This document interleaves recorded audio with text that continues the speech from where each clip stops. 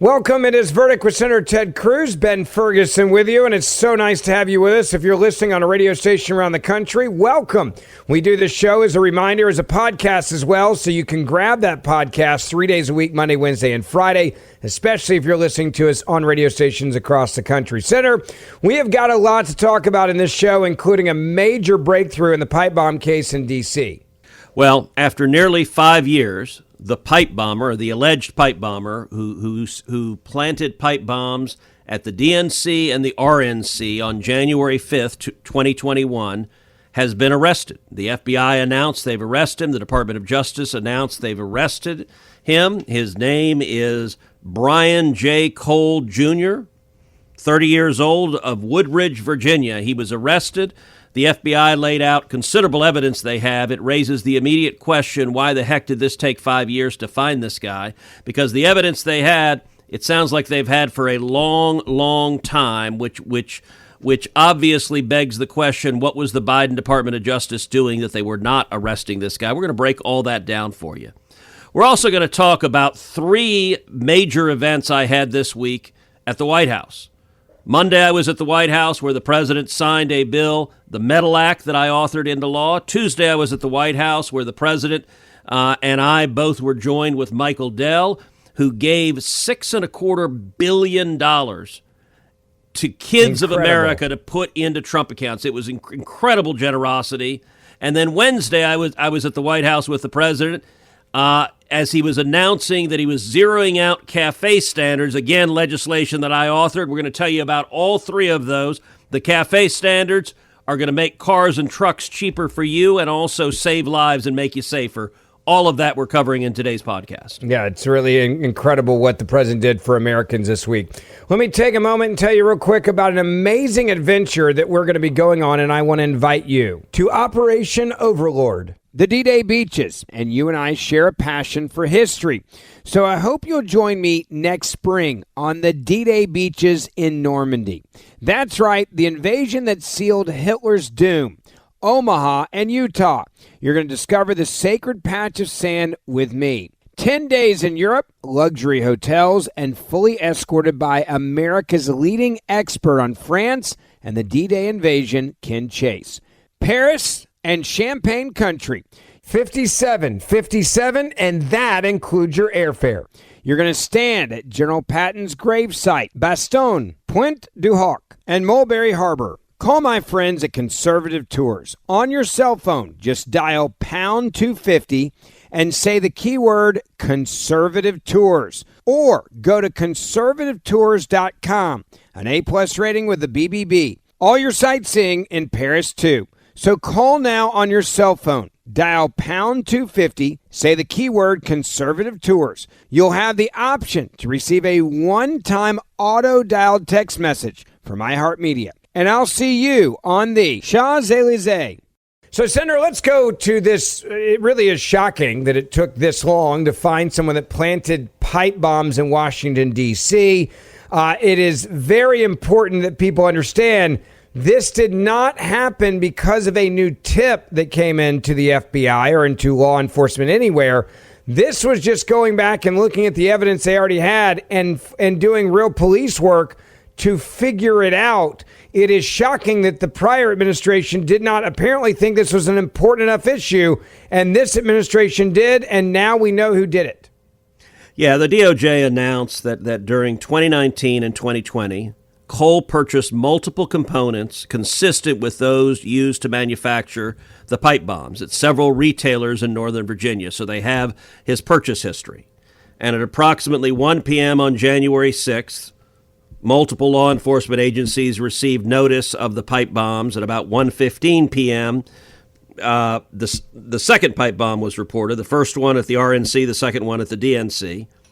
Video surveillance determined that this same individual placed the devices the evening of January 5th.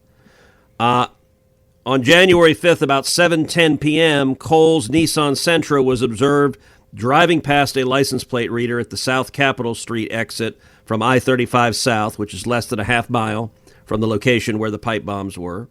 Yeah. Cell phone records further show that Cole's cell phone communicated with cell towers in the area of the RNC and DNC, between 7:39 p.m. and 8:24 p.m.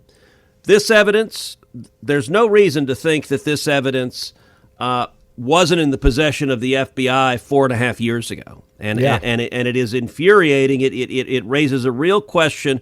What the hell was the Biden DOJ doing? Well, I'll tell you what they were doing. They were chasing down every little old lady who stood on the National Mall and sang "God Bless America," and they were persecuting them and trying to go after their political enemies instead of actually going after a violent criminal who planted pipe bombs that could have killed or injured a whole lot of people. You and I on this podcast repeatedly called on the Department of Justice, go and find and prosecute the pipe bomber. Now, look, at this point, we don't know full details about this individual, but he certainly does not appear to be a Trump supporter, which is, of course, he does not. what every reporter, what every media outlet blamed it on Trump supporters, these pipe bombs. And based on the early information, there are no indications that he was a Trump supporter. In fact, the early information is, and if it holds to be true, is the complete opposite of that this was a radical leftist. Yeah. Now it's still early, and so we'll find out more facts in the days going forward. But I want you to listen to Pam Bondi when she was announcing the arrest. Early this morning, Brian Cole Jr. was arrested and charged with placing the pipe bombs at the RNC and the DNC on January 5th, 2021. He has been charged with violating 18 U.S.C. 844, which is use of an explosive device. This investigation is ongoing. As we speak, search warrants are being executed, and there could be more charges to come. Today's arrest happened because the Trump administration has made this case a priority. The total lack of movement on this case, this cold case languished for 4 years until Director Patel and Deputy Director Bongino came to the FBI. The FBI, along with U.S. Attorney Pirro and all of our prosecutors, have worked tirelessly for months, sifting through evidence that had been sitting at the FBI with the Biden administration for 4 long years. Let me be clear, there was no new tip, there was no new witness, just good, diligent police work and prosecutorial work. You listen to Pam Bondi there, Senator, and it is clear she's angry, and Americans should be angry. There was nothing new here. They just took what they had and did their job. Well, and I'll tell you, Merrick Garland needs to be held accountable and answer the question why, if they had this evidence, this individual wasn't arrested and wasn't prosecuted. Chris Wray, the former director of the FBI, needs to answer that same question, because it certainly appears that the Biden DOJ did not want to find this individual. It was not a priority.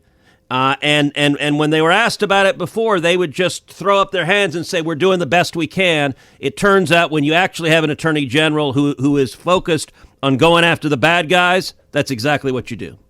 Senator, I want to also just go back to echoing the part that you mentioned there about Pam Bondi, and she's angry. Dan Bongino came out saying very much the same thing. And I want to play it for everybody, because when he came out, not only was he saying, hey, I want to say thank you to everybody on this team, because this was teamwork, but this was also a moment where we just decided to do our jobs. And when you let law enforcement do their jobs, these are the types of results that you get. Take a listen to Bongino in his own words. Folks, this is what it's like when you work for a president who tells you to go get the bad guys and stop focusing on other extraneous things not related to law enforcement. This is what happens. We had a great team. I know it's said a lot in this business. It was a team effort. It becomes cliche, but cliches are useful for a reason, because they matter. And this was a team effort. The director and the attorney general emphasized that it was not a new public tip this was our internal work at the FBI.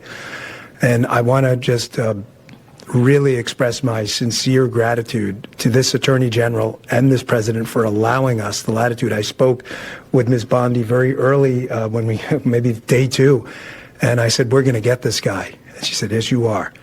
And we did. I want to also thank, he's not here, but Deputy Attorney General Todd Blanche, who we deal with often as well, who could not have been more supportive. Whatever process we need, Judge Janine, Todd, and Attorney General Bondi, they were there. All you had to do, they were a phone call away. And their team was amazing. We actually never had to make that phone call because they were always responsive. Thank you, Judge, as well. You were amazing. Folks, you're not going to walk into our capital city, put down 2 explosive devices, and walk off in the sunset. Not going to happen. We were going to track this person to the end of the earth. There was no way he was getting away. Well, we didn't have to track him to the end of the earth. It wound up in Woodbridge, Virginia. I want to thank the team. They were amazing. They never let this go. Again, Attorney General Bondi, for your incredible support. Director Patel, Judge, I know they're giving me a lot of unnecessary credit, but make no mistake, they were intimately involved in this and were there for all of those supportive mechanisms, and I deeply appreciate it. You listen there to not only the way that Pam Bondi talked about it, but also Dan Bongino, and they are echoing the same thing. I think there's 2 points here that I want to get you to expand on. Number one, this is just letting law enforcement do their job and not do political operative jobs, right, which is what they clearly were being told to do after January 6th. Go find the grandmothers, go find anybody that was there, find anybody that was associated with anything in and around the Capitol, and then go hunt them down. Forget the actual terrorist, the guy making pipe bombs. But also, there's a teamwork here that I have not seen in a very long time in law enforcement. It's not conservative. It's just law enforcement working together. I love hearing that. It makes me feel as an American that they're on my side trying to keep me safe. Well, this is law enforcement actually doing their jobs, targeting violent criminals. This is the Department of Justice and the FBI. And if you look this past year under President Trump, DOJ and the FBI, they've been going after murderers and rapists and child molesters. They've been going after gangbangers and illegal aliens and human traffickers. They've been going after narco traffickers. I got to say, if you're down in Venezuela and anyone asks you to drive a speedboat with some drugs in the back, you may just call in sick that day because it doesn't turn out too well. It's a fishing boat, Senator. Come on now. Don't you know you need 7 engines and a whole lot of cocaine to do good fishing? Come on. It is. They are systematically focused on violent criminals, including, as Dan Bongino just said, someone who planted 2 pipe bombs in the middle of Washington, D.C. That's what law enforcement is supposed to do. It's not supposed to do what it did under Biden, which is be a political arm to target and prosecute and persecute your political opponents. And look, Pam Bondi and Kash Patel and Dan Bongino all came in with a mission of restoring integrity to the Department of Justice and the FBI. I think today was an important step in that journey. There's a lot of good men and women that work at the FBI, and I think this is a perfect moment, Senator, where we should just highlight this. There are a lot of people that just want to do law enforcement. And what I do think you're now witnessing is the good men and women in uniform in multiple levels, whether it's local or state, whether it's dealing with illegal immigrants. Ben, that's and right. ICE. But listen, there were also too many people who were politicized and who were obstructing justice, who were standing in the way. At the highest levels. There are people who were at the FBI, who were at DOJ, who knew of this evidence, and they didn't act. And I think we have every right to get answers to why didn't they act, and was there a political or partisan agenda? That was my question, is there's good men and women that are now clearly getting to do their job. There's clearly was leadership and those that didn't want this job to be done. That's literally the question I was about to ask you. What does accountability look like now for those that may still be there that obviously knew they had this information and they sat on it or deliberately said, don't go find this person? Well, look, I'll tell you, one of the very first steps is they need to be brought in before Congress to answer questions under oath, and answer questions under oath about why they didn't act on this evidence. Did they have it? When did they have it? And why didn't they act? And I think that's step one. To ask. That's what I want to know. I want to know if this was a straight up directive of, hey, leave this alone.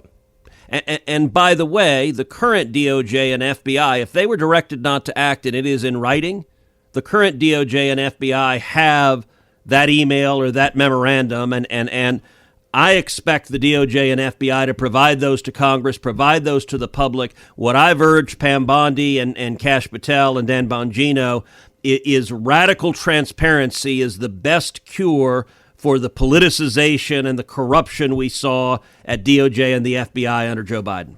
Yeah, it's going to be very interesting to see what we get out of this. What I also say is this is exactly what I voted for. I wanted law enforcement to actually be winning again and do their job and not be politicized and not be weaponized for political reasons. I think there's so many Americans, and I don't care if you're Republican or Democrat, you should sleep better knowing. Yeah, this makes all of us safer. Yeah, we're all safer. Like this was a pipe bomb at the Republican and Democratic convention, buildings. There's people that could have been there that could have been killed of every party. Everyone should be excited about this. Locking up criminals protects our families. It keeps ourselves and our children safer. That is a very good thing. That is the president delivering on his promises. All right, so Senator, on Monday, I just want to make this very clear. You were at the White House. I didn't get invited. I didn't. But I thought Tuesday I'd clear my schedule. No, Tuesday I didn't get invited. And then I'm like, well, surely he's saving it for Wednesday because Wednesday is going to be a better day. I'm still waiting. 3 days, Senator, you're there. 3 days I was sitting here just waiting for, hey, Ben, you should come with me over here to the White House. You've been there before. It's a great place. We're going to celebrate America's work. Monday, Tuesday, went like, how many days? If you go 5 days in a row, do I get the invite? I just got to know. Well, look, I'm confident you were playing golf, and that's okay. That's good for you to do, and you only have you only have another couple of months that you can still beat your young sons, and they're soon going to be able to just whip you up and down the golf course. But look, this was a busy week. This was a busy week. I had 3 different events at the White House: one on Monday, one on Tuesday, one on Wednesday. Each was a different major announcement, so it was a very productive week. Monday, it started out with the president signing into law the Medals Act. The Medals Act is a bill that I wrote that deals with Medal of Honor recipients. Medal of Honor recipients are those servicemen who have distinguished themselves with exceptional valor. There are only 61 living Medal of Honor recipients. The vast majority of Medal of Honor recipients, they receive the medal posthumously. In most of the instances, they lose their lives demonstrating extraordinary heroism and bravery. Under existing law, Medal of Honor recipients receive a monthly stipend of $1,400 a month. That's not very much money. Yeah, it's not at all. What the Medals Act did is essentially triple that amount. So it increased it from $1,400 a month to $5,600 a month. That's incredible. And so I authored that legislation in the Senate. It passed the Senate unanimously. It passed the House unanimously. And then on Monday, the president signed it into law. We were joined by 3 Medal of Honor recipients who were there. And I'll tell you one of the reasons it's so meaningful. To say thank you to these incredible real-life heroes. Amen. But B, many of these Medal of Honor recipients take their time. They go around talking to schools. They go around talking to civic gatherings. They inspire people, and that takes a lot of time. And this stipend gives them an ability to have some basic modicum of income. And so I was really glad to see it took about 2 years to get this done, to build the bipartisan support, to move it through Congress. The president has signed it, and we're now giving those Medal of Honor recipients the respect that they are due. I got to say, when you said it was unanimous, we haven't said that word on this show in years. That is really cool. It does give me just a little bit of hope that people realize that when you sacrifice the way these recipients do, you deserve to be taken care of afterwards as well. Well, and when I passed it on the floor of the Senate, several of the Medal of Honor recipients had come to the Senate, and they were sitting in the gallery watching it. And afterwards, we were down at the bottom of the Senate steps, and a group of eighth grade kids came by. I think they were from Michigan, if I remember correctly. And they spotted me, and some of them recognized me, and so they came up and wanted to take pictures and talk. And I told them, look, I'm happy to chat with you, but I said, I want to introduce you to these 2 gentlemen I'm standing with. That's awesome. Because both of them earned the Medal of Honor by risking their lives, nearly dying, and saving the lives of their fellow servicemen and women. And I will tell you, Ben, the look of wonderment in these little boy and little girls' faces as they listen to these heroes tell their stories. Real life heroes. It gave a great opportunity for me just to step back and recede and watch that moment inspiration right there at the base of the steps of the Senate. That's incredible. And that was just Monday. So Tuesday, you had this big victory on Monday. Yep. that's bipartisan. What a great way to start the week. You rarely get to do that in your whole career. Tuesday, you're back at the White House. What happened then? So Tuesday was a massive announcement. We've talked before about the Trump accounts. The Trump accounts is legislation that I authored. It was part of the One Big Beautiful Bill. And by the way, I want to remind people, and I do want to brag on you for a second. This could have been taken out of the Big Beautiful Bill. You felt so strongly about it, Senator. You did not let this get kicked out. You didn't let it go. You fought tooth and nail, and it was a hard fight. I want to also make that very clear. This was not an easy fight, because you felt like this could be so transformative in one generation to building wealth for all Americans and giving kids an incredible opportunity to grow and to invest early on. There's so many things that hold people back from investing. I talked to one banker about this week. He said, you know, the number one reason why people don't invest when they're younger or when they don't feel like they make a lot of money is they're embarrassed to go in and open an account with a small amount of money. So they just don't do it. And he said, we believe, he said, I'm almost at the end of my banking career. This could transform an entire nation and a generation into not being afraid to open an account, but embracing it, watching it grow, having ownership of it, and seeing the power of compound interest. And I haven't seen bankers get giddy very often. This banker was genuinely giddy for the future kids in this country. And I'll tell you, Ben, it's not just compound interest, it's compound growth, because these accounts will be invested in the S&P 500. They're invested in the stock market. And every kid in America is going to become an owner of the biggest employers in America. That's transformative. That's making a whole new generation of capitalists. You know, at the White House on Tuesday, I told President Trump, I said, although your critics will never give you credit, there is a good argument that you have done more for kids in America than any president in our lifetime. Why is that? Because he, number one, signed the school choice provision, which I had the great honor of writing and putting in the One Big Beautiful Bill. That will unleash tens of billions of dollars in scholarships for kids in K through 12 education all across the country. And number two, he signed into law the Trump accounts. And that impact together, I think you could say there's never been a president that has impacted kids more. Here's how I explained it at the press conference with the president. Starting on July 4th, every child in America will have a personal investment account opened for them. Newborn children will have it seeded with $1,000. Parents and family and employers can contribute up to $5,000 a year in a tax-advantaged account. That money will be invested in the S&P 500 in the stock market, broad-based equity index account. Two massive benefits that change this country. Number one, every child in America will experience the benefits of compound growth. Take a little girl born next year. She's born next year. She has the account opened for her. $1,000 is automatically seeded. Her parents, her family, or an employer puts $5,000 a year each year into that account. If you assume the historic rate of growth of the S&P 500, which is 7% a year, by the time that little girl is 18, she will have $170,000 in that account. And if she keeps saving, by the time that little girl is 35, she will have $700,000 in that account. That is game-changing, and we're not talking the children of Michael and Susan Dell, the children of Donald Trump, the children of people of great success. We're talking the kids of a single mom waiting tables who could have $700,000 saved by the time she's 35 to get an education, to start a business, to buy a house. That changes their whole lives. But the second benefit, and what I'm really excited about, is we are creating a new generation of capitalists. Every child in America is going to be an owner of the biggest employers in this country. We've all seen the sad statistics of how many kids are losing faith in capitalism.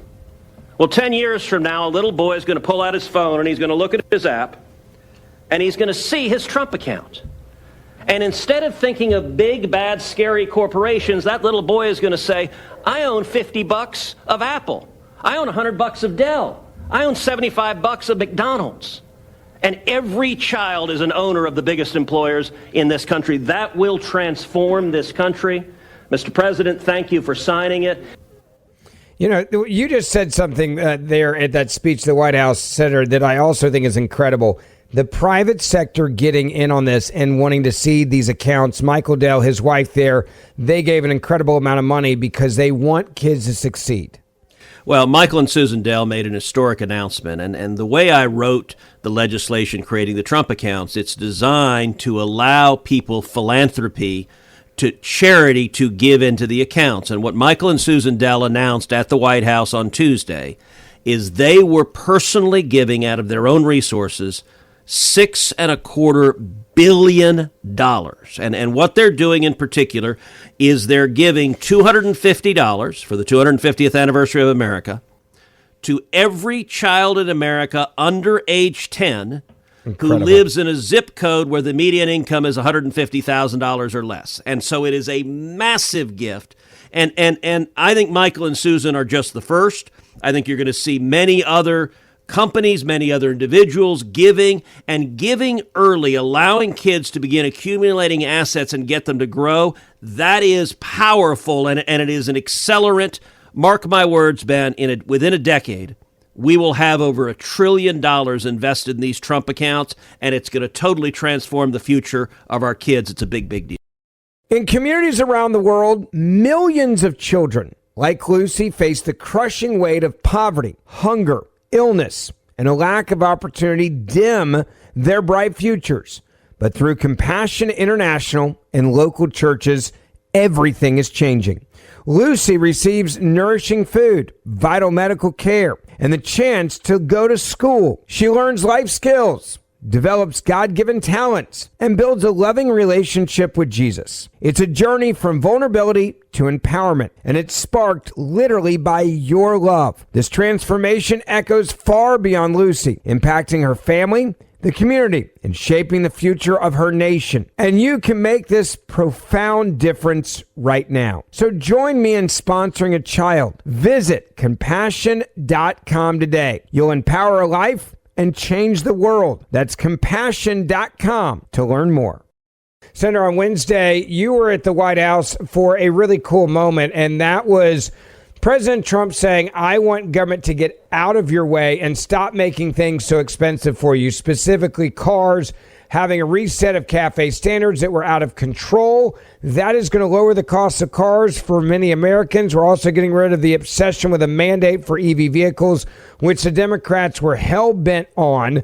And this is going to, again, make cars more affordable for Americans. Everyone should be excited about that. Well, that's exactly right. After spending Monday at the White House with the president while he was signing my legislation, tripling the monthly stipend for Medal of Honor recipients, after spending Tuesday at the White House with the president and Michael and Susan Dell giving $6.25 billion to the kids of America for Trump accounts, on Wednesday, I joined the president again, this time with the CEOs of the major auto companies in the United States, as the president was implementing legislation, a provision again that I wrote, zeroing out the CAFE standards. The CAFE standards were the federal mileage requirements that the Biden administration used to jack them up so high that it, number one, made cars much, much more expensive, but number two, it was part of their effort to eliminate the internal combustion engine, to force everyone to buy an electric car whether they want it or not.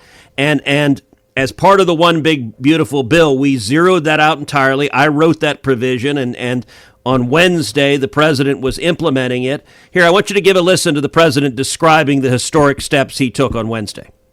From day one, I've been taking action to make buying a car more affordable. I signed an executive order to end the unfair, expensive electric vehicle mandate. As you know, we had to have an electric car within a very short period of time, even though there was no way of charging them and lots of other things. It would have cost $5 trillion to build the charging plants. And as you know, in certain parts of the Midwest, they spent, to build 9 chargers, they spent $8 billion. So that wasn't working out too well. That was done before me, by the way. I wouldn't have let it go forward. We're canceling the EPA's absurd tailpipe emission standards, one of the most important things that I've never had a group of people come to me more powerfully and really just devastated that they had to do it. It was killing them than the automobile manufacturers, the tailpipe emission standards. And I can tell you, your people at Ford were coming to me all the time, and they were saying, like, please, it doesn't do anything, and it's killing us. And it's driving the cost through the roof. And we revoked Biden's emissions waiver for California so that California communists could not regulate the automobile industry and ruin the entire nation of automobiles. And they were doing that too. But we have that now under control also with your governor, who's got much more than he can control.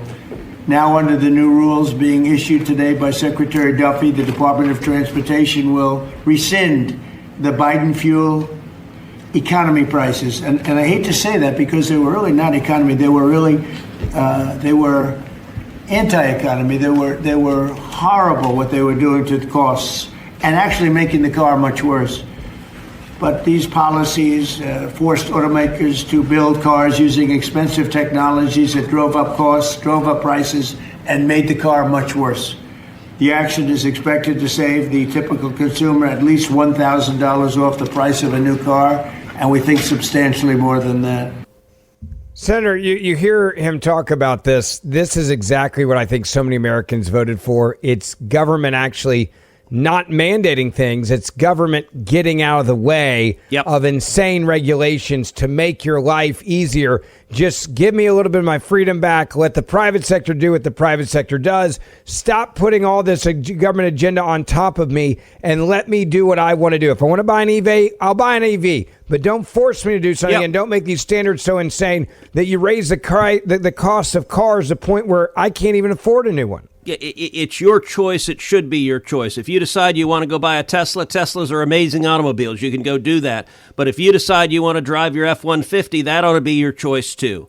And this legislation and what the president did this week benefited consumers, lowered prices, made cars and trucks a lot cheaper. It also made them safer. It saved lives. It also helps produce jobs, thousands and thousands of jobs, as billions of dollars are being invested by car manufacturers in the United States. We're bringing blue-collar jobs back to America.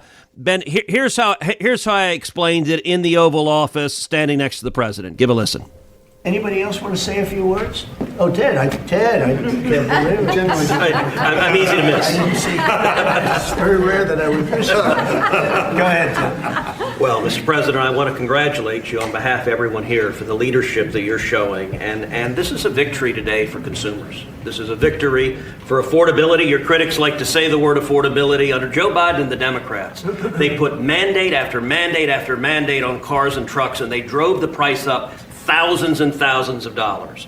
And with the actions you're taking today, and you put on top of that the one big beautiful bill, you know, most of the senators here on the Senate Commerce Committee, and on the Commerce Committee, we worked together to zero out the CAFE standards. We wrote that into the law that the CAFE standards went to zero. What does that mean? It means you can now, as a consumer, buy the car you want. It also means people's lives will be safer, because what these regulations did is they forced cars to be more expensive and made of plastic instead of steel, because you had to make them lighter to comply with these standards, so you'd get in a wreck and people would die. The result of what you're doing, you're literally saving people's lives, and you're making it where families can afford to get a new car. These actions will drop the cost of cars and trucks thousands of dollars. That makes a real difference. And I'll make one final point. You know, about half the members here are car dealers. And I will say my good friend Roger Williams out in the lobby, he tried to sell me a car, which didn't surprise me, but I just want to give props to Mike Kelly. He showed he was savvier because he tried to sell you a car, and you can afford a much nicer car than I can. So well done, Mike. Roger, you just went to the wrong customer. I was $100 cheaper. The thing that Ted just said, it's true. Plastic instead of steel. Think of that. And people died because of that. The plastic was plastic in an auto accident, then it broke up and people were shattered because of that crazy deal. But it's a really good point. Go ahead. And Mr. President, I'll tell you, in the Senate Commerce Committee on January 14th, we're going to have a hearing with all of the big three there and Tesla, and the entire hearing is going to focus on how your leadership has reduced the burdens on car makers. That's lowering costs, that's giving consumers more choices, and it's producing more jobs in America. And it's highlighting that's a real record of success. Not only is it a record of success, but as you mentioned there and highlighted, and the president agreed with you, it's an issue of safety, Senator. Yeah. No, I mean, these CAFE standards were making cars much, much more dangerous, and we'll never know who, but there are people who will live now because of this change, because they'll be able to be in safer cars. Some of it is they may be able to afford a new car now, because as this drives down the price of new cars and new trucks, they may sell their old used car and buy a new car because it makes it more affordable. New cars typically have more safety features and enhance their safety. But secondly, if you're not having to make these cars and remove all the steel, you're much more likely to survive an accident if you're in a car that has some weight, has some steel, and doesn't just crumple up like a beer can. Yeah, it's a big victory at the White House for everybody in America 3 days in a row. By the way, we do the show 3 days in a row, so don't forget, download Verdict with Ted Cruz wherever you get your podcast. Do not miss a single episode. It's always free. You can always tell Siri or Alexa, play Verdict with Ted Cruz. It will do it for you automatically. And the Senator and I will see you back here on the podcast this week, and all you listening on the radio, thanks for joining us as well, and we'll see you back here this week.